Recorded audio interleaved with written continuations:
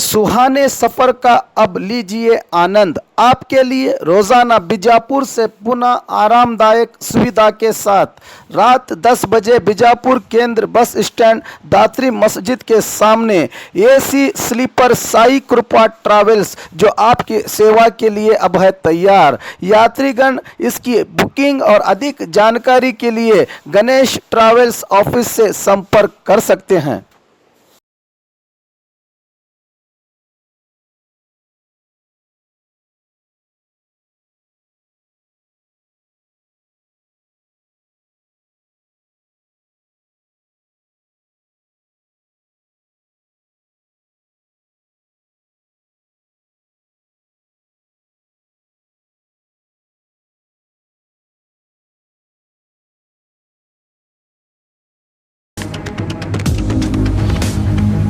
स्वागत है आपका बी न्यूज नेशन में। मैं हूं आबिद हुसैन शेख। वकील पर पीएसआई का हमला, पीएसआई को सस्पेंड करने की मांग। बीजापुर जिला देवरिपरगी तालुका के इब्राहिमपुर ग्राम में देवरिपरगी पीएसआई एमबी बिरादर ने महेश अंगड़ी नामक वकील पर हमला करने को लेकर वकीलों ने जिंदगी में कोर्ट का बायकॉट किया। शहर में बाइक रैली का आयोजन करके पीएसआई को सस्पेंड करने की मांग करते हुए तहसीलदार को निवेदन पत्र सौंपा। इस रैली में बड़ी संख्या में वकील भागी रहे।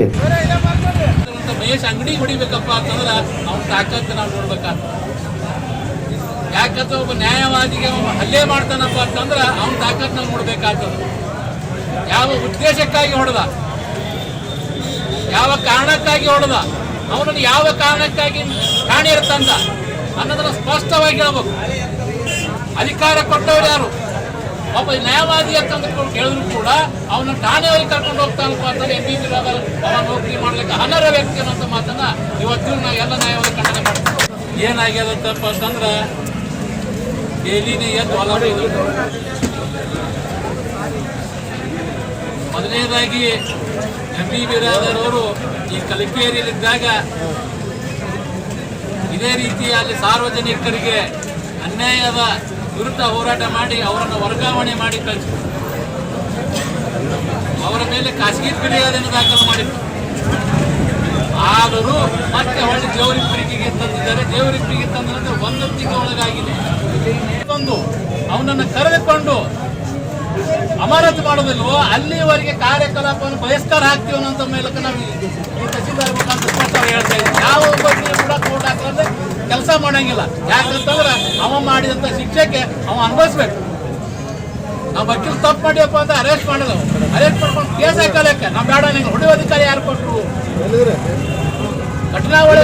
ಘಟನಾವಳಿ ಎಷ್ಟೆಷ್ಟು ಕ್ರಿಮಿನಲ್ ಆಗ್ತದ ಅಂತವ್ರು ಮನ್ಯಾಗ ಬಚ್ಚಿಟ್ಕೊಂಡು ಹಣ ತೆಗೆದುಕೊಂಡು ರೊಕ್ಕ ಗಳಿಸಕ್ಕೆ ಬಂದಂತ ಎಂ ಬಿ ಬಿರಾದರ ಒಬ್ಬ ಯುವ ನ್ಯಾಯವಾದಿ ಹೊಡಿಬೇಕಪ್ಪ ಅಂತಂದ್ರೆ ನಿನ್ನ ಬಳಿ ರೊಕ್ಕ ಇತ್ತು, ಆ ಒಂದು ಕಾನೂನು ಇದು ತಾಕತ್ತಿತ್ತು ಅಂತಂದ್ರೆ ಈ ರಾಜೀನಾಮೆ ಕೊಟ್ಟು ಬಾ ಹೌದಂತೀನಿ ಮಹೇಶ್ ಅಂಗಡಿ ಬಗ್ಗೆ ವೈಯಕ್ತಿಕವಾಗಿ ಮಾತಾಡೋಂತ ನೀವೇನು ಭಾರತದ ಸಂವಿಧಾನ ಮತ್ತು ಭಾರತದ ಒಂದು ಕಾಯ್ದೆಗಳ ತೆರಗಡೆ ಕೆಲಸ ಮಾಡ್ತಾ ಇದ್ರು ಅಥವಾ ನಿಮ್ಮ ಮನಸ್ಸಿಗೆ ಬಂದಂತೆ ಮಾಡ್ಕೊಳ್ಳಿಕ್ಕಿಲ್ಲೊಂದು ಸಾರ್ವಭೌಮ ವ್ಯವಸ್ಥೆಯನ್ನು ನಿರ್ಮಾಣ ಮಾಡ್ಕೊಳ್ತಾ ಇದ್ದೀರೋ?